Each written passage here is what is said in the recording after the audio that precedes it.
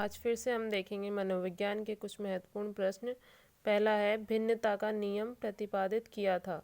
भिन्नता का नियम किसने प्रतिपादित किया था? तो ये किया था डार्विन ने। फिर है हमारा दूसरा क्वेश्चन, धीमी गति से सीखने वाले बालकों के लिए अधिक उपयोगी सिद्धांत कौन सा है? यह किसने दिया था? धीमी गति से सीखने वाले बालकों के लिए अधिक उपयोगी सिद्धांत दिया था थॉर्नडाइक का सिद्धांत। 1912 में किस संप्रदाय का प्रतिपादन हुआ? तीसरा क्वेश्चन है, 1912 में किस संप्रदाय का प्रतिपादन हुआ? तो ये हुआ था गेस्टाल्ट संप्रदाय का। फिर है हमारा चौथा प्रश्न, जेम्स ड्रेवर ने मनोविज्ञान को किस प्रकार का विज्ञान माना है?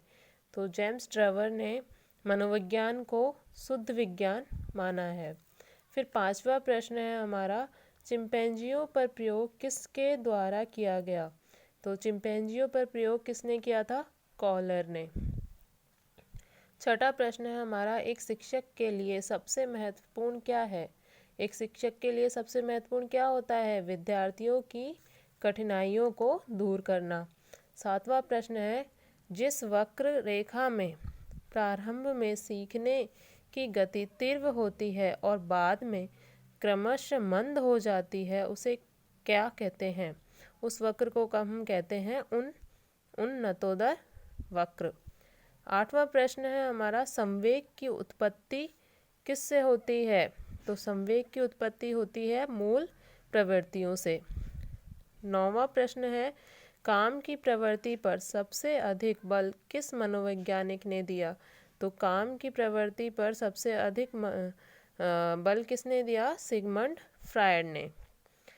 फिर हमारा 10वां महत्वपूर्ण प्रश्न है, तत्परता का नियम। तत्परता का नियम अधिगम का किस प्रकार का नियम है? तो यह अधिगम का मुख्य नियम है। फिर हमारा 11वां प्रश्न है, संख्यात्मक आंदोलन के जनक कौन है? तो संख्यात्मक आंदोलन के जनक है अल्बर्ट बांडुरा। फिर हमारा 12वां क्वेश्चन है, किंडरगार्टन विधि के प्रतिपादक कौन है? तो किंडरगार्टन के प्रतिपादक कौन है? फ्रोवेल। इन्होंने ही किंडरगार्टन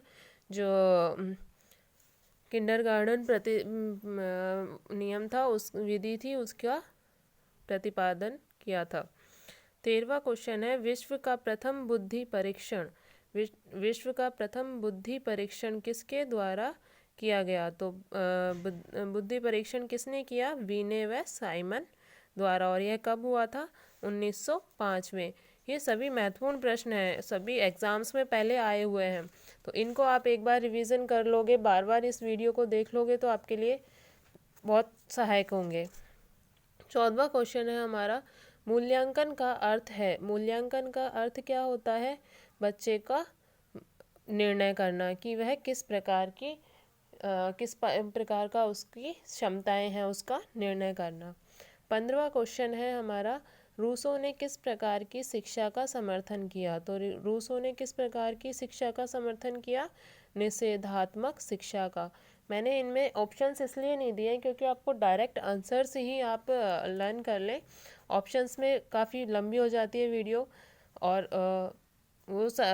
उसमें आप कंफ्यूज भी हो जाते हैं। मैंने डायरेक्ट आंसर्स लिखे हैं।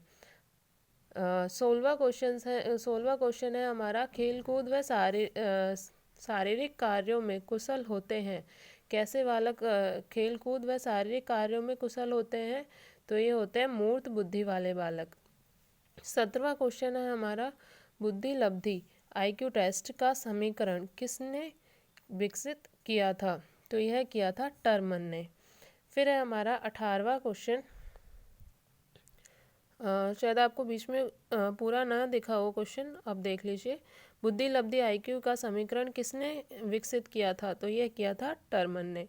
फिर है 18वां क्वेश्चन, बच्चा सबसे पहले शरीर के किस हिस्से पर नियंत्रण करना सीखता है? जब वह छोटा होता है तो सबसे पहले वह अपने सिर पर नियंत्रण करता है।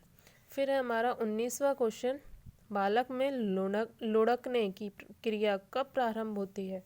तो बालक में लुढ़कने की जो क्रिया है वो कब प्रारंभ होती है? जब वह 4 से 5 माह में होता है। 20वां प्रश्न है हमारा, जन्म से 2 वर्ष तक श्वसन दर प्रति मिनट कितनी होती है? तो जन्म से 2 वर्ष की आयु में यह होती है 35 बार प्रति मिनट। फिर है 21वां प्रश्न, परिपक्व अवस्था आने पर धड़ जन्म से कितने गुना हो जाता है? तो यह हो जाता है हमारा 3 गुना। 22वां प्रश्न है हमारा, मॉन्टेसरी विधि के प्रतिपादक कौन है? तो मॉन्टेसरी विधि के प्रतिपादक हैं हमारे मारिया मॉन्टेसरी। इसके नाम से ही याद हो जाता है, मारिया मॉन्टेसरी। तो यह है मॉन्टेसरी विधि के प्रतिपादक। 23वां है, 5 वर्ष का शिशु मित्रों की पुस्तक देखते समय क्या पसंद करता है? तो वह कहानी सुनना पसंद करता है।